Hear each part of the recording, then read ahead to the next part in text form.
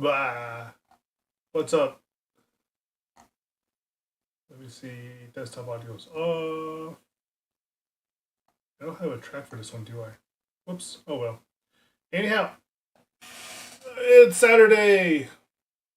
And since I had already finished playing through Devotion, I might as well do some more game design instead, since I do have the free slot in my schedule. That's always convenient, because it's definitely going to take more than one session to fully design out a whole freaking board game. Especially one of like roughly medium complexity. Sorry, drinking water messes with the camera. Let me see. Last session, we've managed to lock down not the rules. The rules will definitely take more effort and very, very, very cautious and careful writing in order to fully lay out, because we want it to be a coherent system. Like, ideally, and this is an issue actually that we found, my friends and I have found that most board games tend to have. They don't have very good writers. Sad to say, this is just like plain old fact. They really did not have very good writers. Their rule books tend to be convoluted, obscure, and not exactly user friendly. At least not for the first playthrough. You'd be shocked at how often even like a small little box game requires us to watch like a YouTube video of a player that's already gone through the whole thing to actually like learn how the damn thing's supposed to play. And most of that is just because like it's one thing to design a game. It's another thing entirely to be like a Magic the Gathering level rules lawyer, to be able to like identify specifically what terminology you want to use, what standardization you want to be able to fall back upon, and like how to make sure that there aren't any like edge cases that completely screw up the gameplay and make it raises more questions than you're able to answer. I'm pretty sure, given the overall basis of this game and the influences it takes, I can work around most of these issues on my own. But only actual playtesting can prove like whether or not these things are actually going to be a problem, right? Good thing that we have about like 2 more months to put this together and get it tested. Like, I have a very good friend coming in from like Los Angeles early April. If I can get everything together by then, I'm pretty sure I can test against him, who is a very experienced tabletop RPG player. Oh no, not tabletop RPG, but just like general tabletop board gamer, versus another mutual friend of ours that's also, strictly speaking, a veteran player, but this is the sort of guy who thinks. What's the best way to put this without being too rude? He thinks tangentially to how you would think things would normally go. He is the bane of every single DM to ever exist, even the chaotic ones, because there's no actual way to predict how he's actually going to interpret a scenario. That makes him fun to play with, honestly.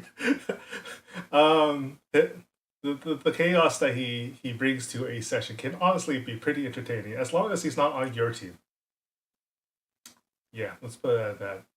But that's why he's actually ideal for playtesting. Because as long as you write the rules clearly enough, you can generally constrain his actions to within predictable parameters.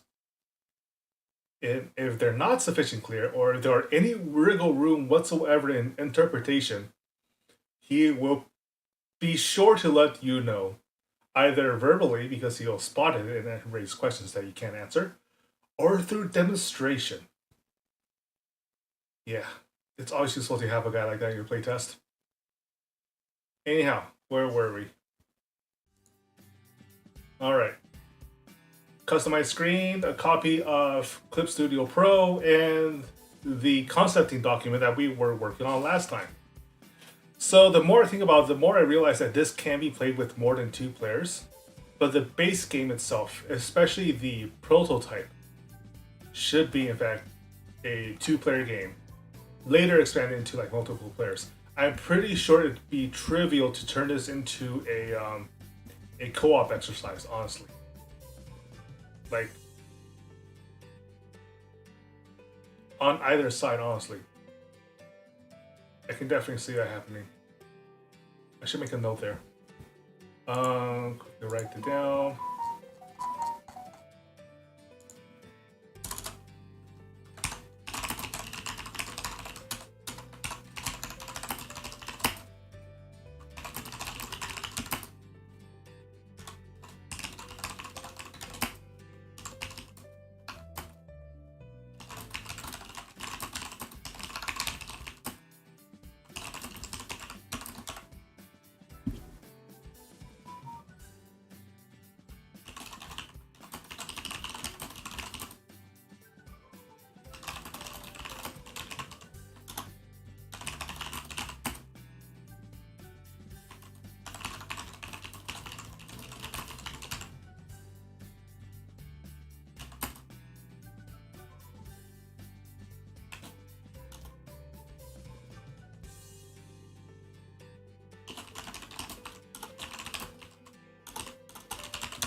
Yeah, just to write down a couple notes for my consideration later.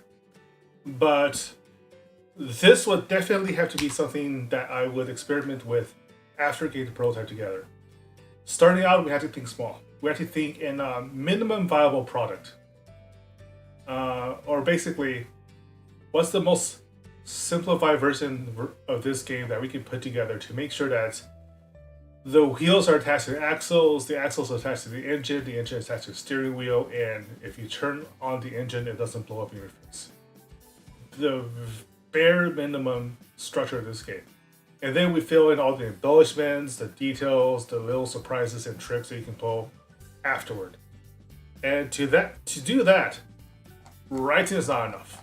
Writing gets you like the general shape of it in your mind, but I've always found that it's best to be able to do both writing and like visual concept, which is why I have this copy of CSP out in front of me. Where did I put my Wacom pad? My desk is a mess. Why is it a mess? These are letters I don't need.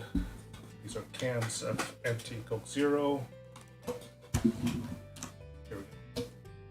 This is not an empty Coke Zero. Let's leave that over there. We finished that one. Alright. Yeah, everything works properly. Good. Okay, so here's the odd thing. My Wacom pad was broken at one point. I'm not sure how. But then it fixed itself. Like the undo button didn't used to work. Actually, I had it switch around in the first place because it wasn't like this used to be the redo button. This used to be the undo button. And now they're flipped because I had to try to fix it. It's nice to know that I don't need to buy a new pad. I wouldn't want to. This was a gift. But I was kind of frustrated that I had stopped working in the first place. I think it must have like gotten a crumb stuck in there or something. I don't know. I don't care.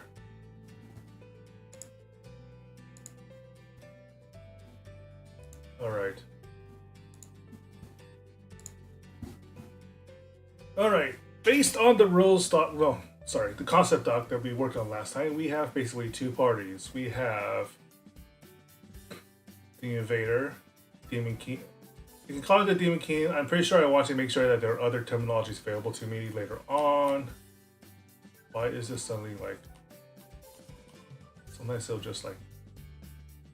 unfocus.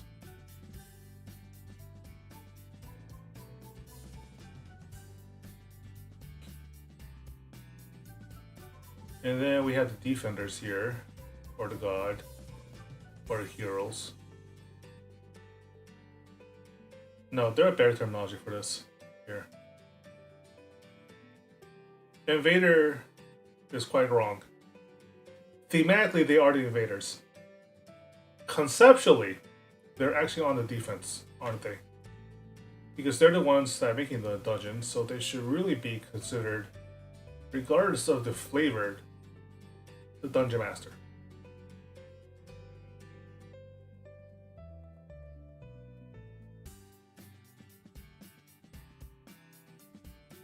And then the party faction, regardless of what other flavor is involved. I'm pretty sure I want to be able to have this so that way, thematically on both sides, there will be both the opportunity to be a DM and a party for various reasons. That's definitely well, let me write that down.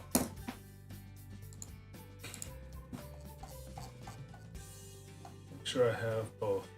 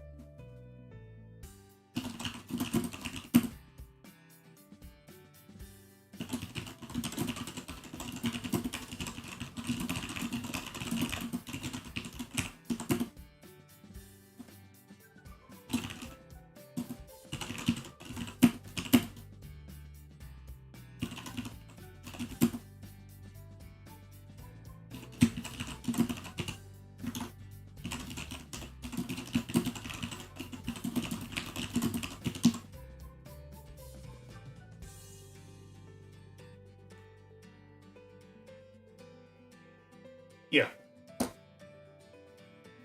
Basically having both sides of isekai story. Not just the standard one, but also the Overlord perspective, right?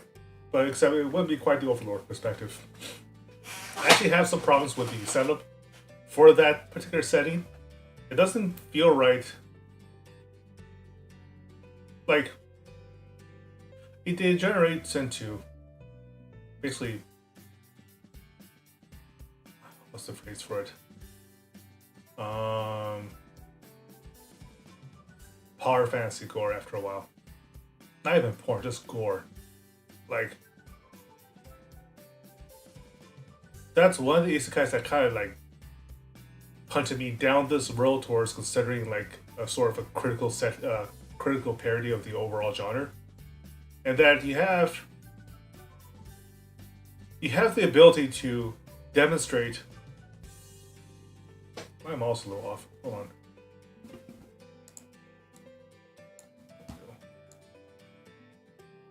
You have the ability to demonstrate like the overall perspective of the mobs and the civilizations. The whole civilization is treated as basically XP sources for players.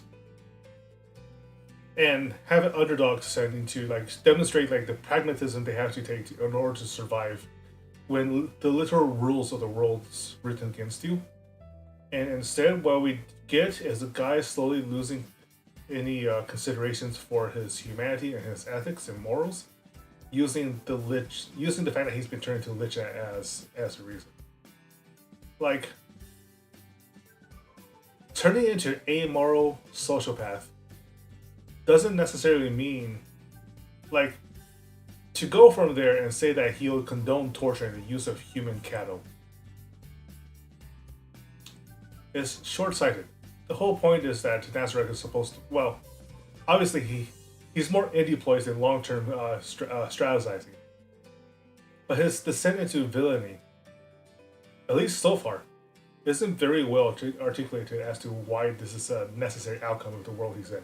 It seems more as if he just stopped giving a fuck. I don't like that very much. It's lazy. Anyhow, that's just setting notes, and that's to explore much, much later after I have everything set up over here. But the basic gist of it is, in fact, DM focused. What I want is for him to basically build out a maze. And how do I want to do that? Well, let me see. Let's have the DM start off with basically a default tile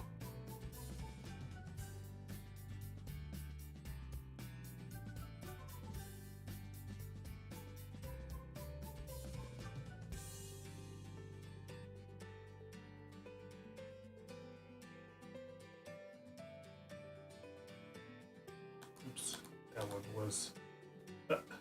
That's what happened. It defocused from the application and turned everything weird.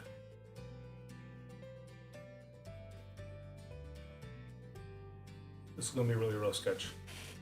Alright. So consideration over here is that we start off, the Dungeon Master always has to start off with a central artifact that he's supposed to guard from the party, right? And therefore you need a default tile that always allows access to that sorry, my voice is going for some reason. Probably because I ate some really spicy food today, so my vocal cords are going, do we really have to work today?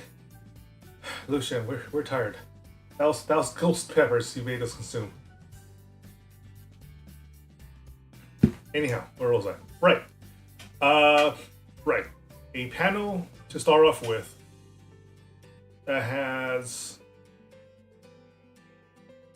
I want it to be square. Square would be the easiest, but a hexagon...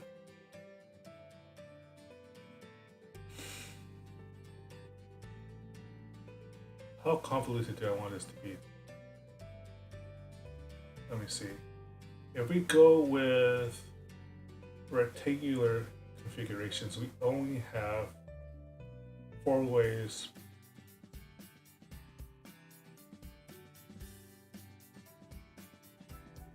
I'm trying to map out the consequences of like the physical design choices I want to make regarding this game design.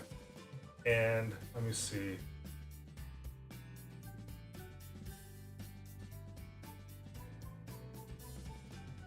This would be like the starting play area, right? Obviously, it's supposed to get significantly bigger. The longer the game goes, the bigger the dungeon gets. But as starting out, you basically have a functioning grid of 3x3. Every turn, you will be wanting to like lay out the starting tiles around the central one. So what happens if we take this? What if we take the assumption that it's going to be square units or rectangular units and change it to hexagons instead?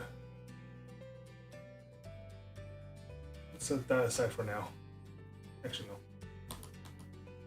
What we should be doing is copying.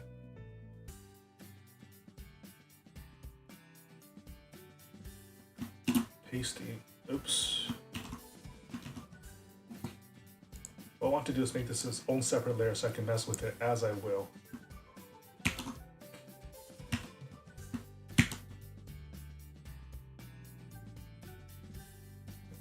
Layer selection.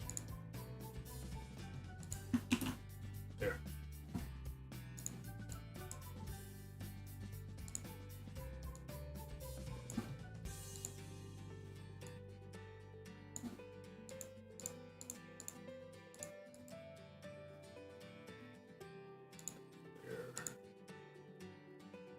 Alright, so this is let's see. Let's call this the squares version. A separate layer for the hexagon.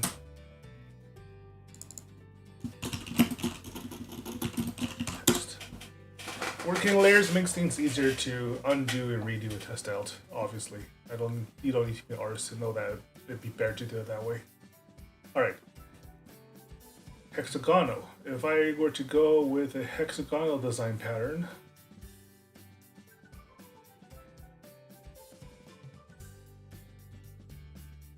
oof, that's a really thick one. Oh, unfocused again. I wish it would stop doing that.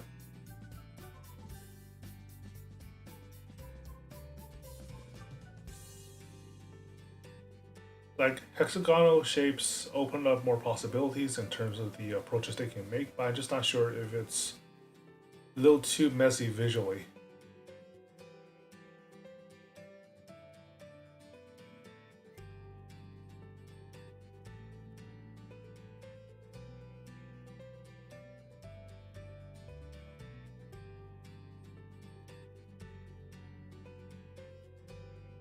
So each of these would be an accessible door. A hexagonal chamber.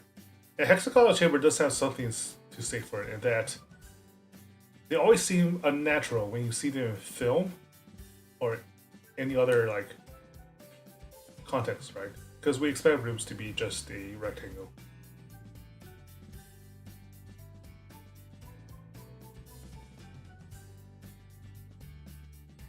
But my question is, does it even make sense to do so? Or does it create design constraints or design messiness that we really don't want to be dealing with? At least on this version.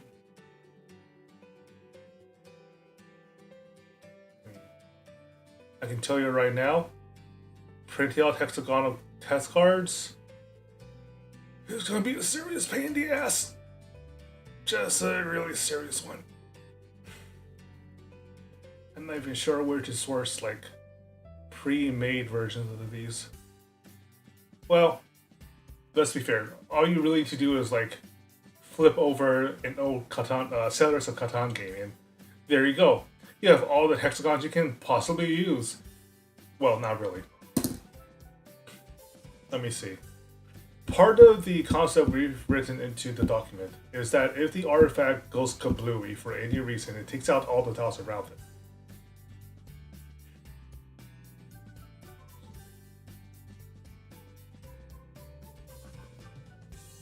Never mind the laughter in the other room.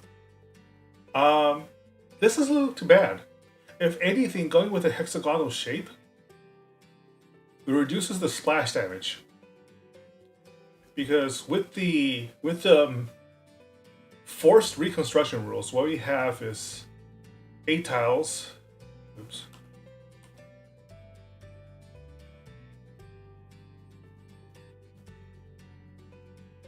Other than the, of course, artifact room, which we assume by it simply always goes, versus 6. Why is it doing that?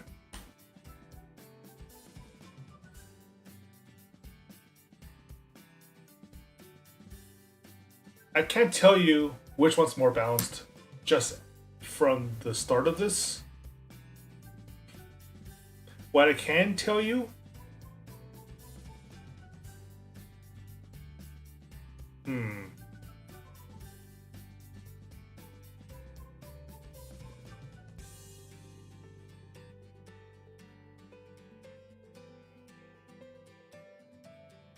actually, maybe I can infer something from this.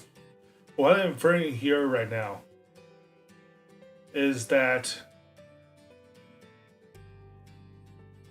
the DM player may prefer square tiles. Not only does it take out more space when they go, potentially like making for excruciatingly difficult traversals for the hero party player, right? Because imagine as if it was like further spread out.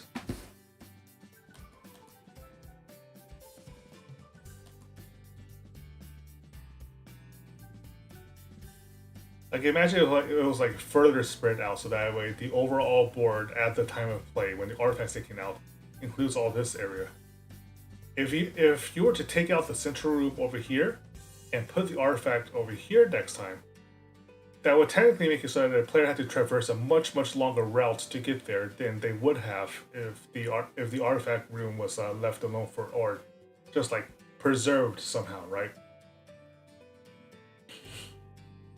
Whereas over here, let's see.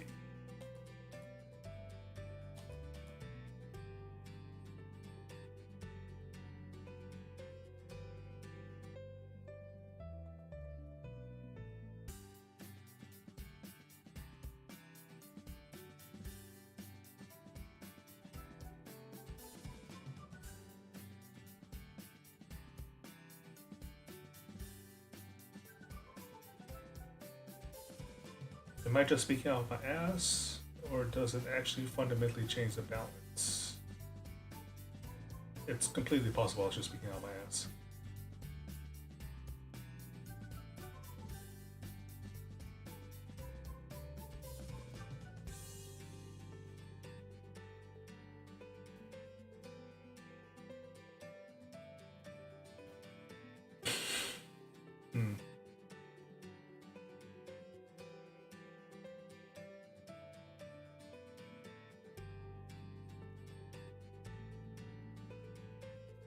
Interesting. So, with this layout, a tier 2 board size will include 1, 2, 3, 4, 5, 6, 7, 12 versus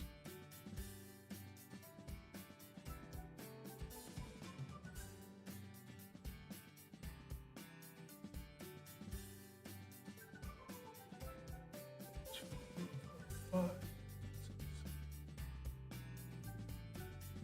16.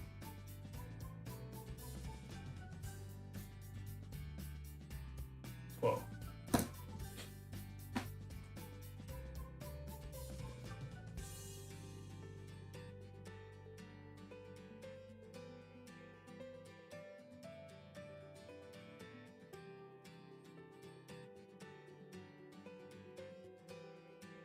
yeah. Let's say there's a worst case scenario. And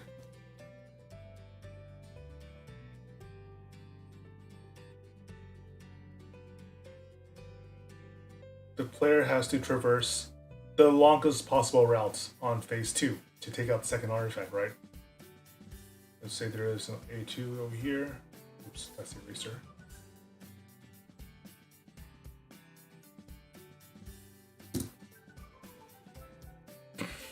They would have to traverse 3, 6, 9, 10, 11 tiles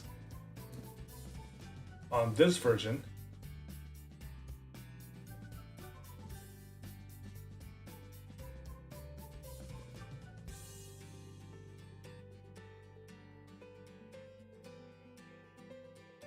Potentially a freaking 14 tiles on this one. Now, that's not the only consideration. The other consideration I would prefer as a DM player is the fact that the artifact rooms only have 4 possible entries in the first place on the square version versus 6 on the hexagonal tiles, which means basically, depending on how I design the player cards, right?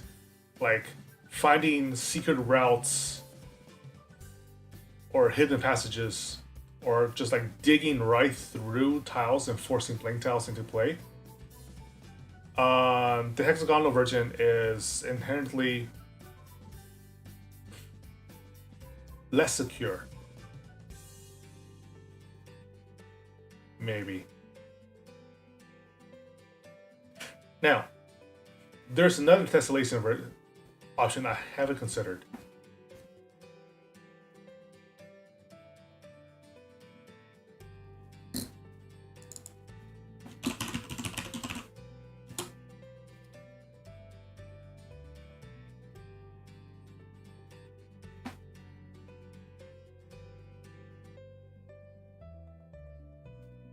Let me see if I move these aside first.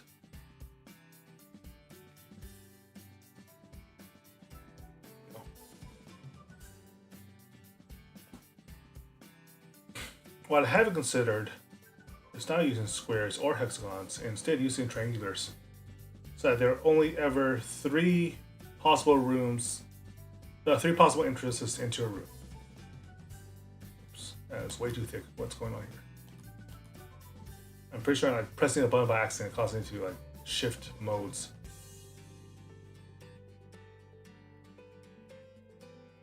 That also means that once an artifact expires,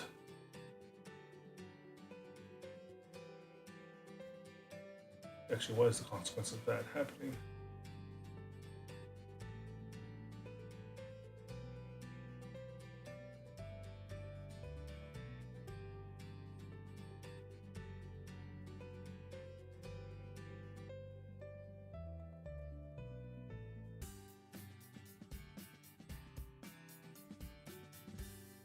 Yeesh. This is already looking bizarre.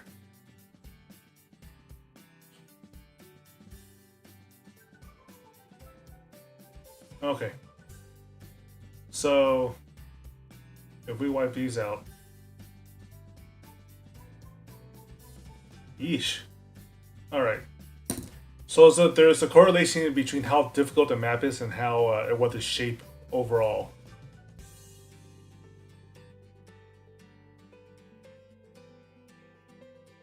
Which,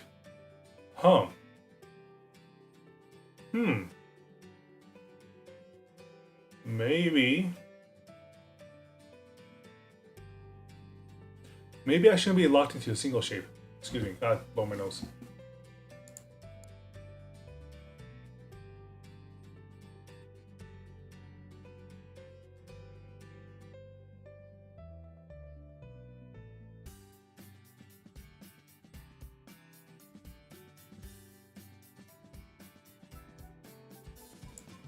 So here's another consideration. Instead of standardizing the shapes, I just make it so that all the pieces have to have regular equal lengths. So you can have squares, triangles, and hexagonal shapes, or any other version of it. The only rule is that they cannot overlap, and that each room counts as one unit. That potentially gives us some really interesting design spaces. It also gives us like certain like design considerations for the Dungeon Master side, and that they can only play certain shapes if their card allows them to play it.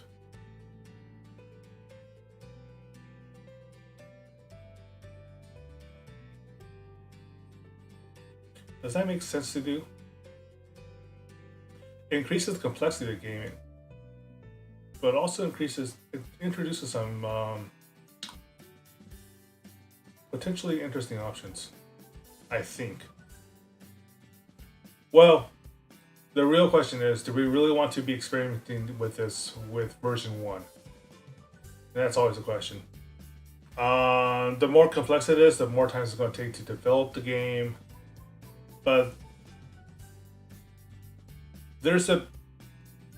I would consider there's a big fundamental difference between minimum viable design and skeletal design, where you take only the most basic possible concepts and apply them, versus the minimum game flow. Like, how do I put this? There's a significant difference between having a Ryu-only mirror match versus having dive kick characters only without any special abilities. So you only have dive kicks.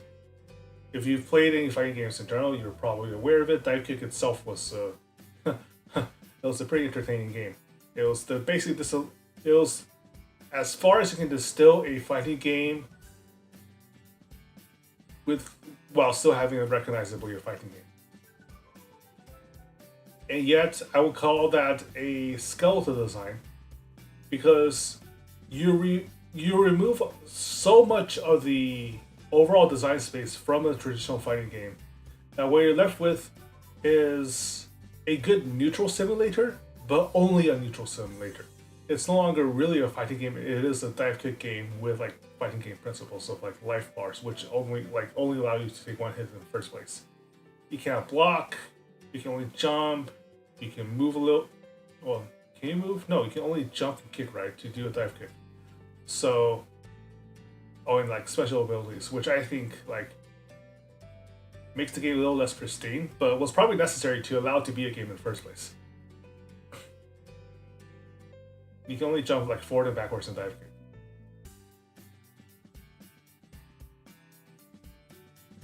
But you can't teach a person to be good at a fighting game playing only dive kick, right? You can only teach them to play dive kick. They will be able to transfer some of the lessons they learned about the neutral game from dive kick into any other fighting game they play. But that is the only lesson they will learn, and it's not a particularly useful one once you get past the neutral setting of the game and go into like everything else, especially blocking. Yeah. Blocking itself is a pretty vital function. Or grabs too. Like on the spot threat analysis beyond neutral. And this is where I'm like trying to figure out all of this. What is too simple, and what is simple enough. Having multiple tile types to make your dungeon opens up a lot of design possibilities. But is it necessary for it, or should I do without?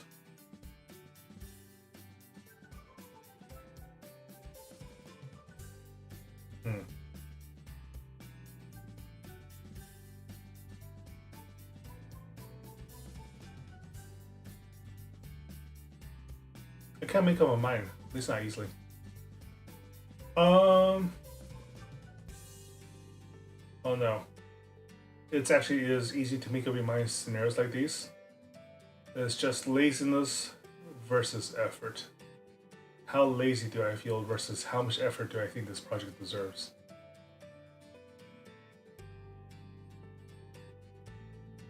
And the answer is if the choice is between laziness and not, then you choose against laziness. Then let us remove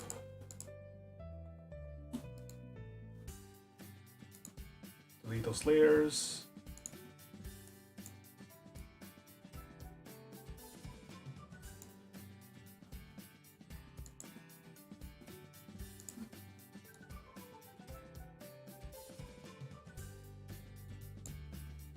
And let us go with multiple tile types.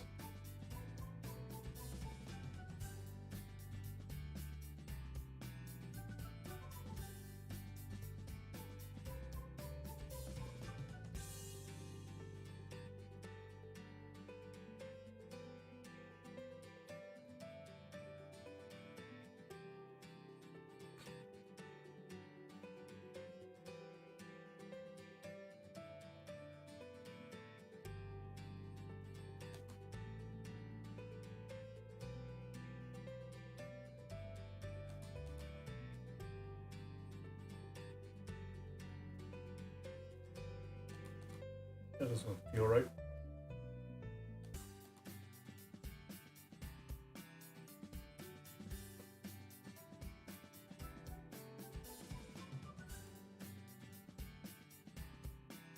Yeah. So we have this artifact room with let's see, 4-door tiles, 3-door tiles, and a 6-door tile.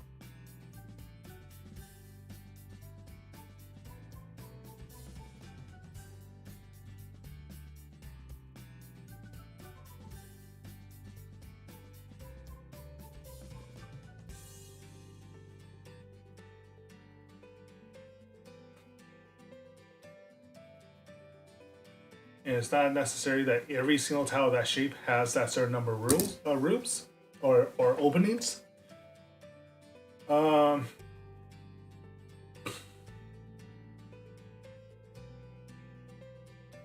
It's that every single one of those tile shapes has a maximum determined by the number of sides they have. So a 3-room and a 4-room tile can still ultimately end up only having 2 ways to enter it, or it's a dead end blocks as well, like fake entries.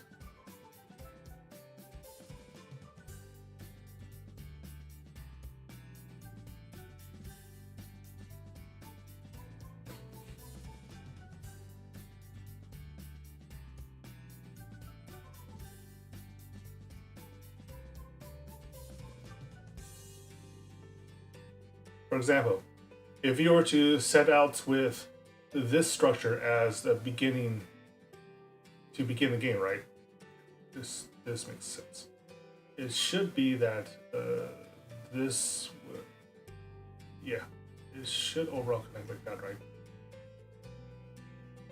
Yeah, I'm pretty sure that's how it connects. This side should be parallel with that. Maybe. A lot of testing is going to have to go into this, I'm pretty sure.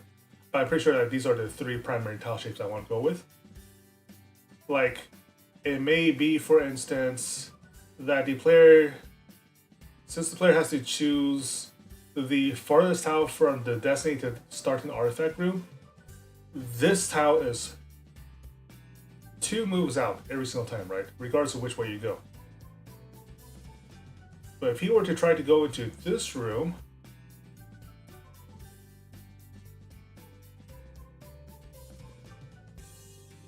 he runs into a dead-end trap.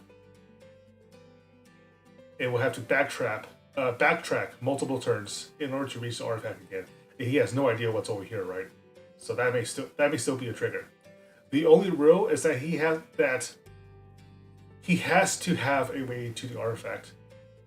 I'm saying he because I keep assuming, making basic assumptions about a player demographic. And to be fair, tabletop games tend to be male dominated. But let's be fair to everybody else too. Whoever the player is, they should have to decide whether or not it's worth backtracking through the same room after they reach a dead end to challenge whatever trap may lie over here to get to the artifact, or not. But they must be able to access the artifact at all times. If it turns out that the dungeon master has played a false tile, the 2 most adjacent rooms blow up and then you start over. That does mean that you would basically have a seed artifact card.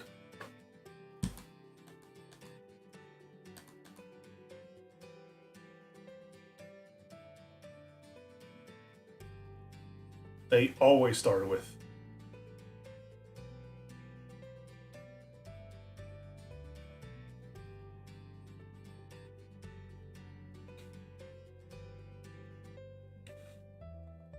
And perhaps, let me see. Basically, no matter what the state of the game, even if it turns out that the first artifact in the first layout of the dungeon was illegitimate, that the second round and the second attempt at the artifact doesn't just like start with a zero tile dungeon. What's the best way to do that?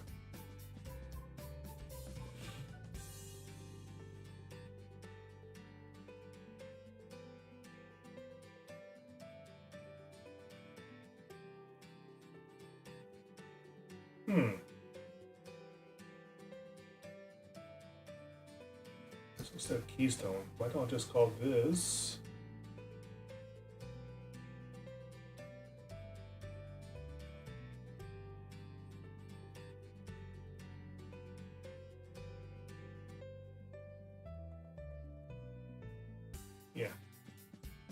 their seed artifact has no particularly interesting abilities, but they always start off with a minimum viable dungeon.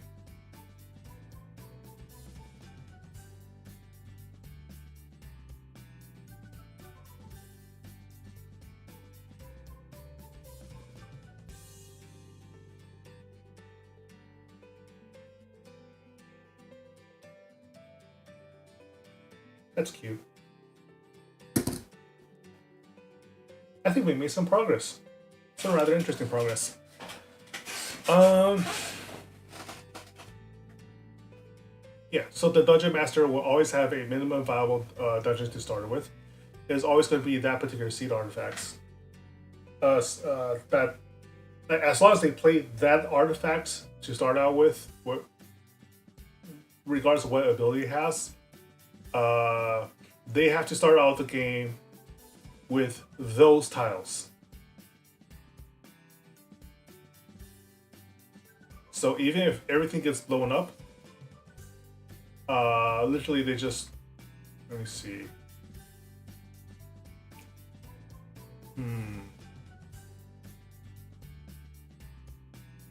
Yeah, the seed artifact block will start like that, and any remaining blocks from the previous dungeon can be assigned to the new dungeon to, as long as it has a viable adjacent side to attach itself to.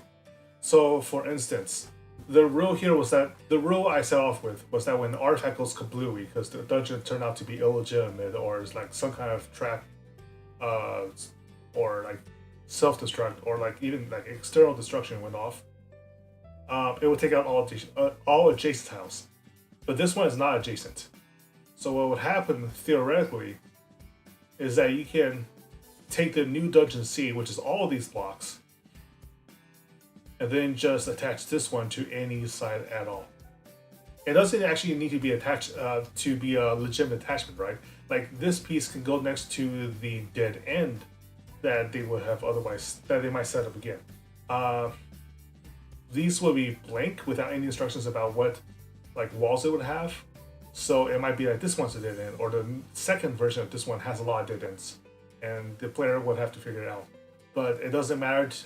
But the rules just say that you can take this one, the remaining piece from the last version, and put it anywhere you want to either expand the distance that the player would have to like navigate it in order to get to the new artifact, or to otherwise make for a more confusing layout and force them to check every room for either bonuses or traps or whatever. I think that's a useful gimmick. It's not just neat, but functional. I should make sure to write that down in the concepting document as well, so I don't forget everything that I've just decided here. This is why I'm also doing a visual layout, so that I can think my way through visually and make sure that everything I'm doing makes sense. Should be under basic structure.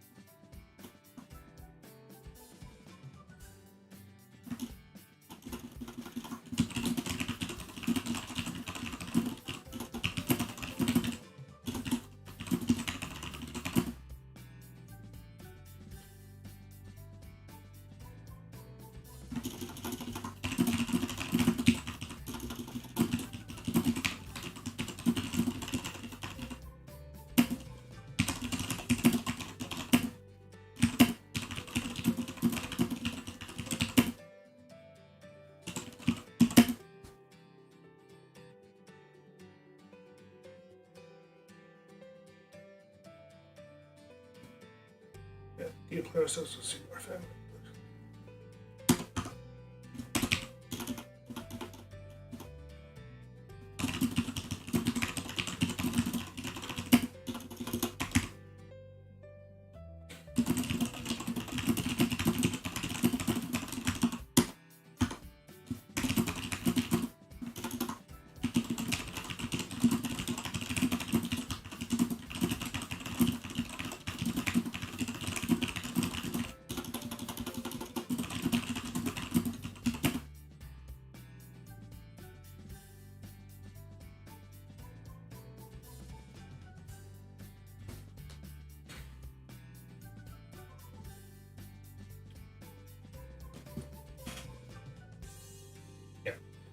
You can always start the game with a seed artifact, and minimum dungeon layout as defined by a seed's card. The seed artifact is unique, only one can be active at a time. If all artifacts, including the seed, are somehow destroyed or removed from the game, the DM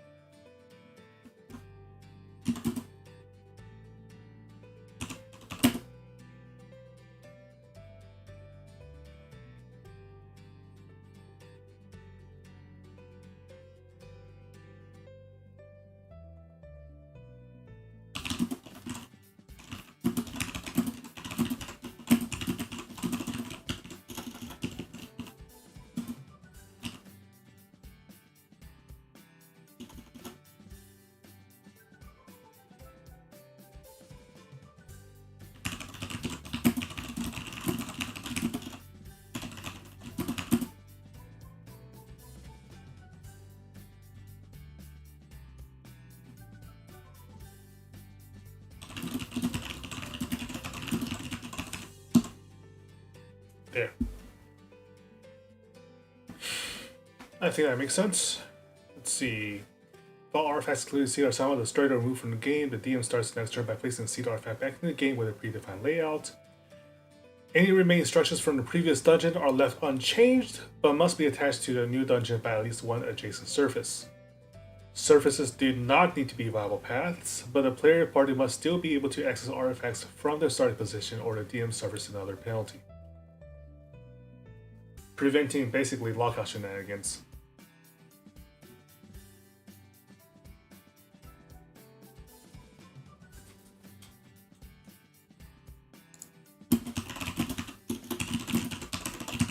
With basic actions. So what I'm envisioning here are hero powers that allow you to make alternate routes. But alternate routes should be limited in quantity and accessibility. So that you can't simply like drill your way through multiple walls or install teleporters everywhere. In the next round, voila, you're instantly at the artifact room, you took zero risk. There should always be some kind of risk involved, and there should always be some kind of cost involved to making life easier for either side. In this case, making life too easy for the player party, right? The RPG party.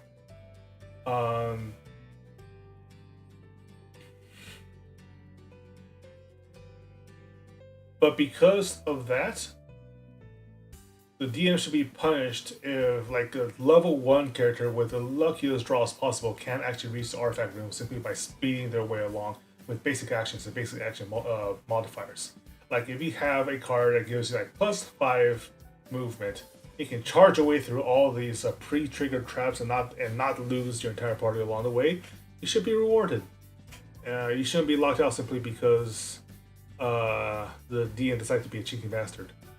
I mean, they are going to cheat, but the rules shouldn't make it too easy to cheat. At least not default rules. That's what I'm thinking. What else? Right. Each room should represent some kind of challenge, or at least a risk.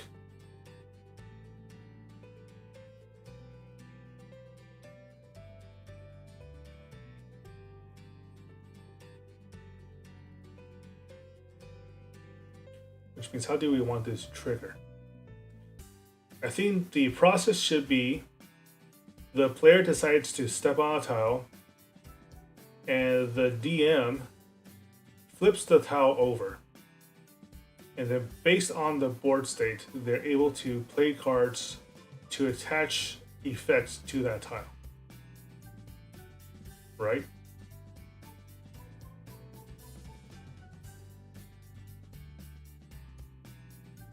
And how do we determine what cards the DM can play as challenges? Or they can decide, well, this is a blank room.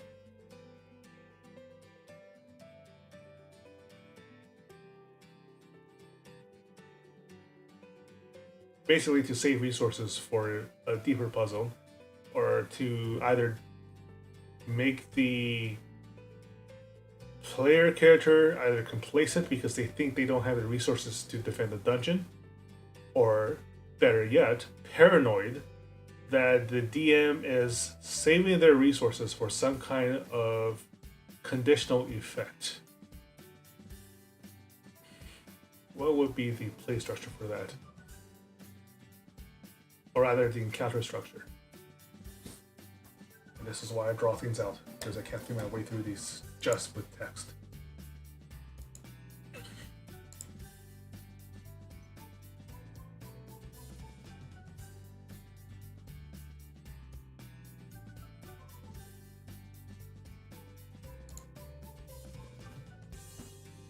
Let me see.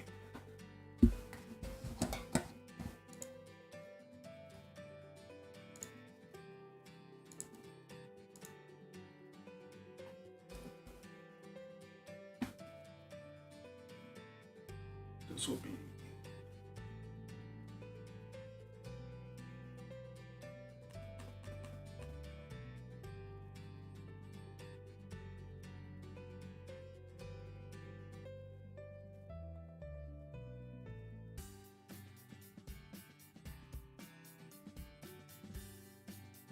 Let me think. We have the player.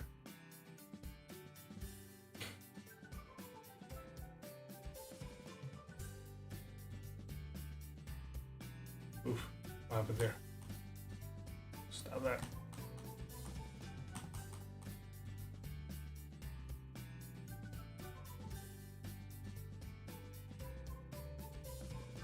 Use this as a pawn piece. Player character moves onto a tile, declares movement.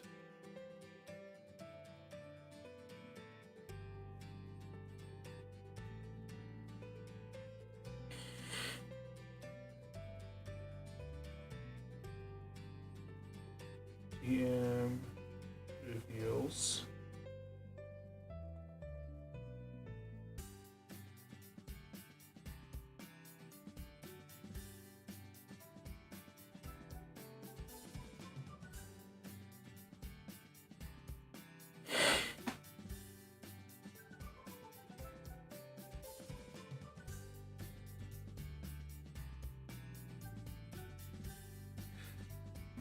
Do I want us to throw a...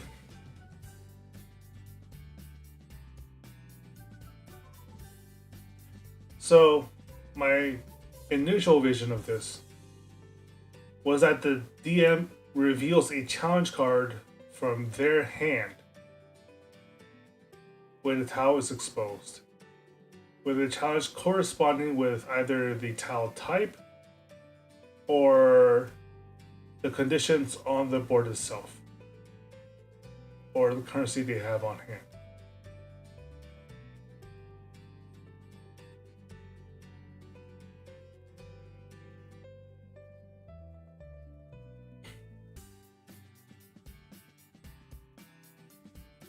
And for the most part, tiles do not flip over at the end of the turn. Like at the end, if you challenge the dungeon sufficiently and haven't died, you should have a working advantage in that you know what you have to go through, you know what you have to face.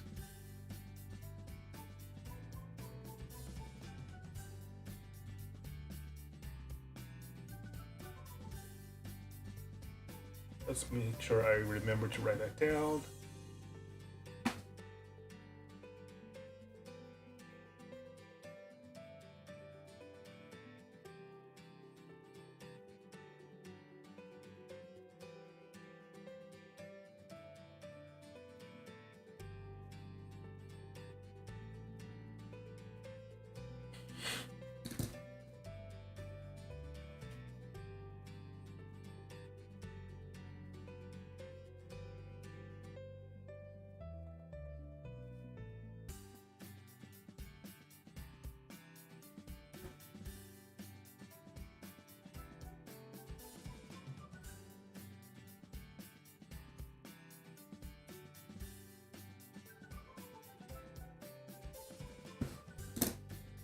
If we do this, like it raises a question about how big do we want these tiles. Do we want it to be small and dinky and we simply like... I think. Do we want them so big that we can place the individual challenge cards on top of them, and that becomes a permanent fixture of that dungeon regardless of anything else? That would be the easiest way, I think, to handle it. But it could make for a slightly expensive game. Do I care about that? I don't really.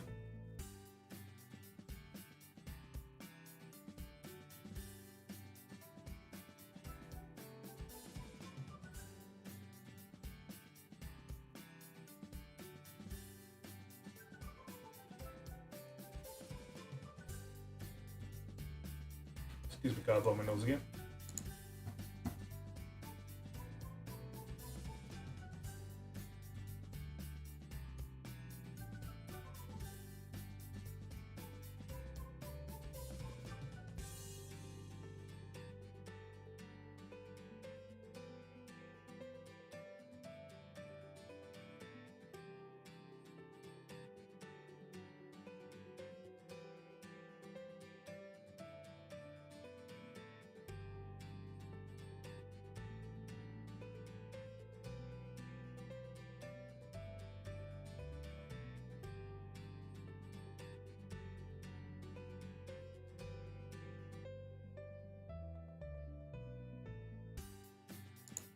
Actually, be right back. Slight restroom run as well.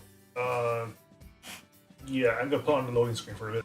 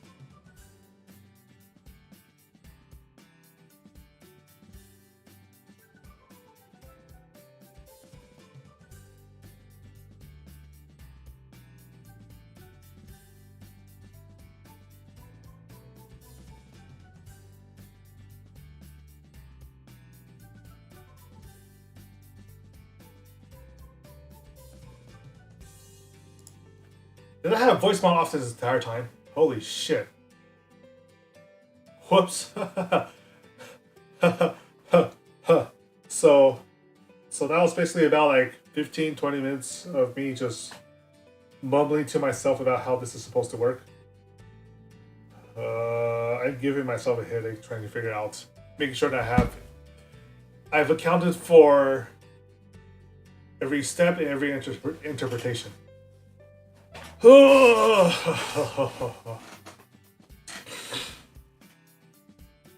Let me see.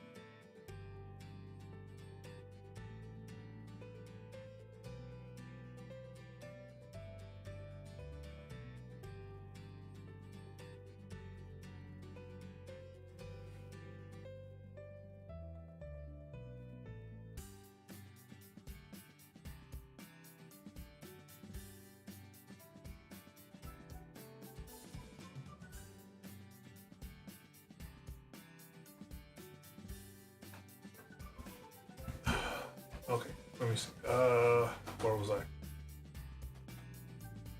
Player announces a move in action. Point to that from overall movement pool. Move in action can be used to play a card instead of moving team or ability. Ability instead of moving to adjacent tile. If moving action is used to traverse to another tile, the player moves their meeple onto that tile. The DM turns tile over. Check at this point to see if there's still plausibly viable routes to an artifact from the player's position. If not, trigger destruction step for nearest artifact and resolve penalties. If the tile paths do not connect, the player may choose another adjacent tile from previous position to approach. Flip the non-viable tile back over. Do not trigger threats. Analysis. Tile threat.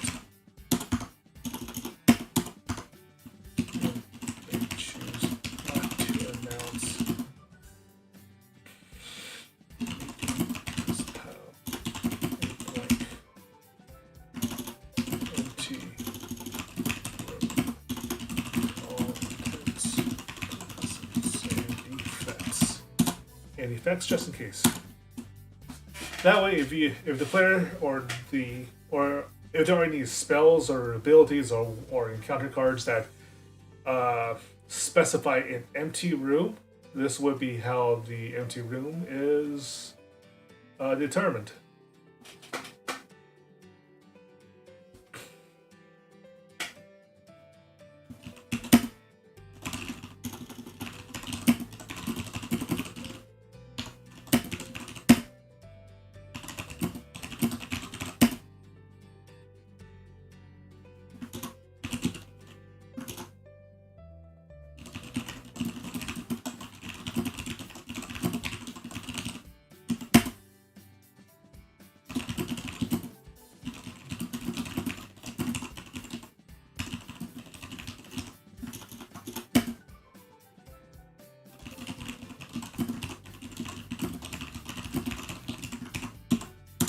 It is possible for the threat to be a one-time effect, and if so, defeating it or overcoming the challenge makes for an empty room.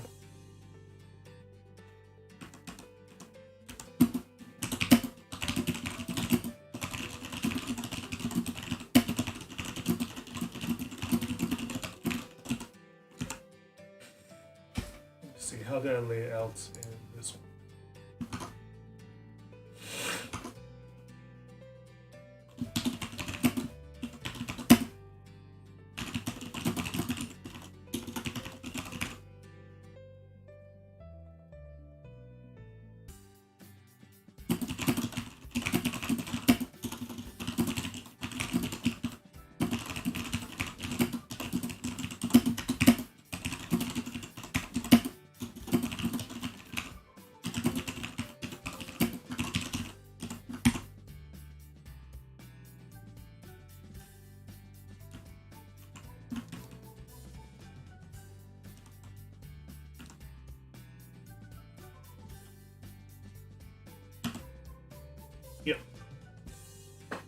Yeah, high threat. They either have escape cards to get away from the challenge and back to safety. They can pay for the challenge costs on the card. They can have an ability that bypasses it, um, or negates or mitigates the challenge somehow, buffs their stats to enough to overcome the challenge, or they die. Yes, just plain and simple. If you cannot resolve this and bypass or otherwise reset the encounter somehow, you're dead. And therefore, the Dungeon Master gets closer and closer to the win condition against the enemy player. And I think that's pretty good so far, right? Yep.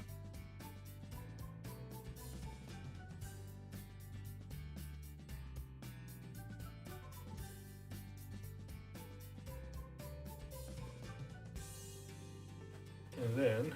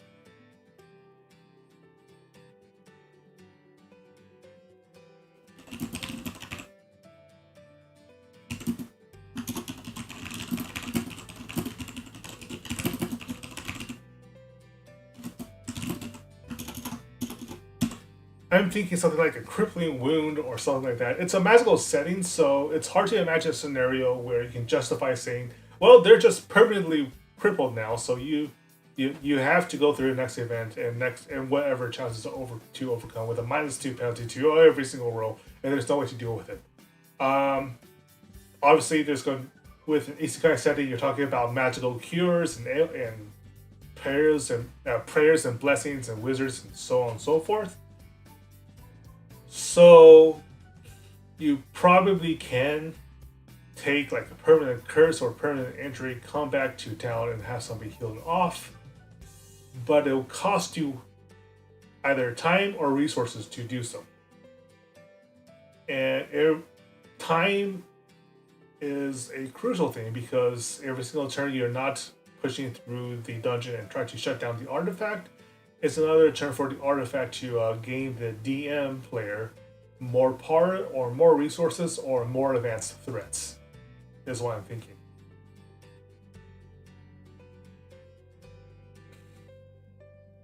So I wanted to be basically set up that the player is encouraged to push on because of a ticking clock, and yet if they are forced to reset, they don't have their backs pinned against the wall permanently, basically. They can always reset the dungeon and fight another day.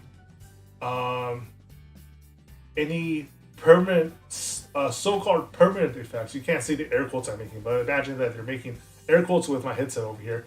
So any so-called permanent effects can still be cured, it's just more effort is required than simply resetting the fight, resting in a town and starting over. But they can, in fact, choose to simply press on and take on the risks and hopefully shut down the artifact in time before they lose the game. Or before the opposing player becomes way too powerful. So on and so forth.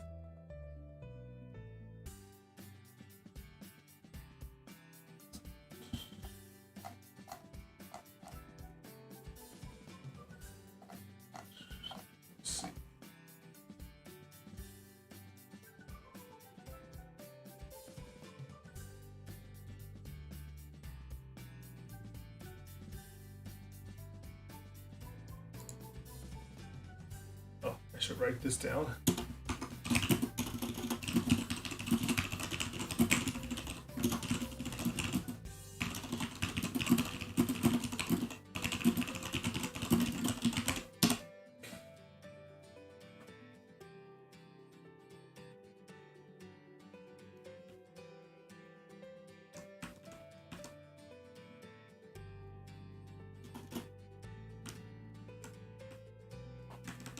Replayed.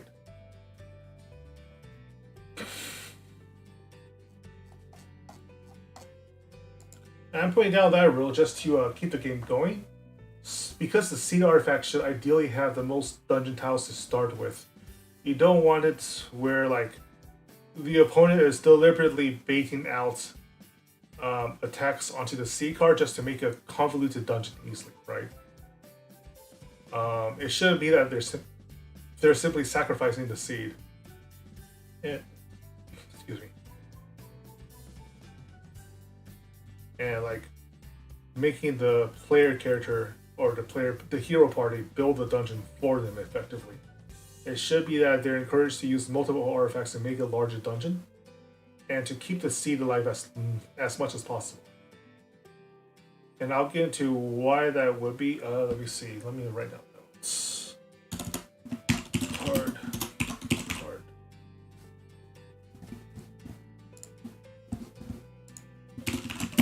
Design.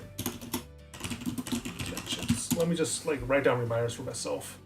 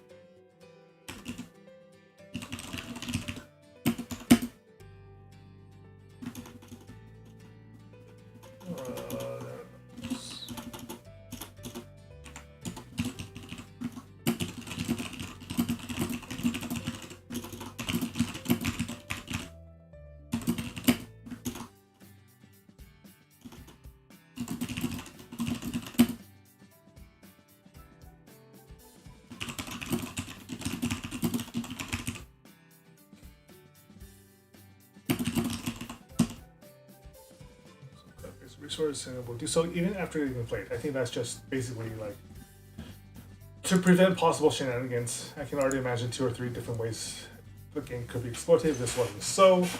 I want the DM to be a constant threat even if they've lost the first couple rounds. The bigger dungeon and the seed artifact they're using should give them a minimum threat profile, like the minimum possibility of a turnaround on the state of the game. I think that makes sense.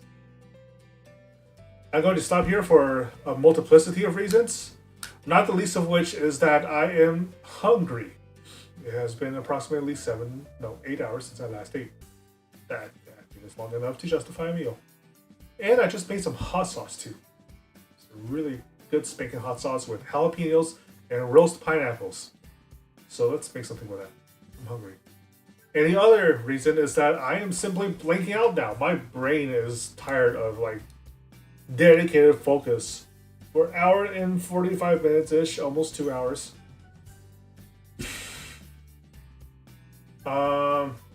Mental work is exhausting. Especially if it's a form of mental work that you're not necessarily going to be doing every day, so you haven't developed like the mental not reflexes. It's like the intellectual equivalent of muscle memory. So you're just like working off of basically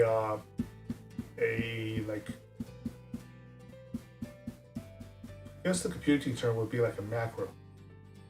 Like if I were to be writing an article, for instance, the general structure of a piece of journalism in particular is formalized enough that a lot of it is simply plugging in the right words and the right pacing.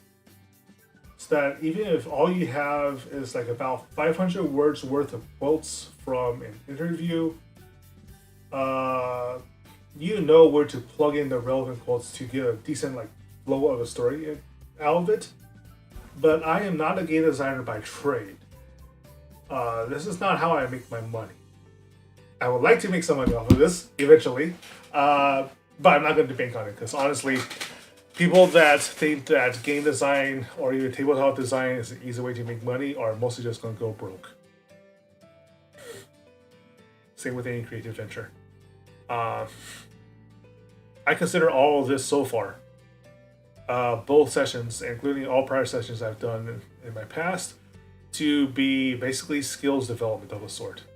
Building up the mental muscles to tackle a project as complex as designing a dungeon crawling simulator.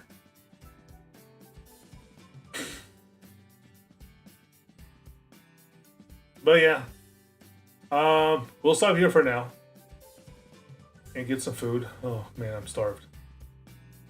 And this has been pretty fun. Just like having an excuse to justify my decisions to, let's say that there's like 0 people watching this. I'm not even sure if there is anybody actively watching this. I see like 1 concurrent viewer on my account, but I don't know if you're actually listening to me. There's ain't nobody talking.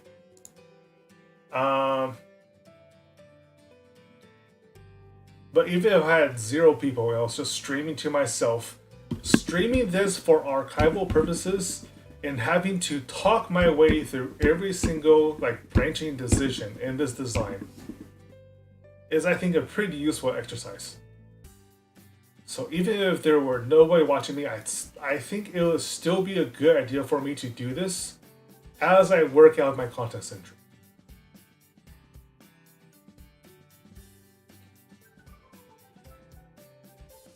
I mean, it's a useful tool. And especially when starting up a new venture, a new creative venture especially, that you have only minimum background with, and only like casual exposure, you need all the tools you can get. I consider this one of the best I could have gone. Alright. I will announce next week's schedule as usual on Monday. I'm going to need to take Sunday off to chill this brain. I feel like it's been put through the ringer. Whew. Yeah. Yeah. Monday schedule, Tuesday broadcast, and we will be officially on week 3 of this VTubing project. That would be neat. I am hoping to have an exciting announcement for everybody Monday. That's probably going to make a bit of a splash, but that depends on whether my advocate with that company will get back to me in time, or if I just submit everything as is. Don't want to. I really want this project to go through. It really makes a big difference. But yes, hopefully I will have something announced by then. Until then, thank you for watching. And as always, eat well, my friends.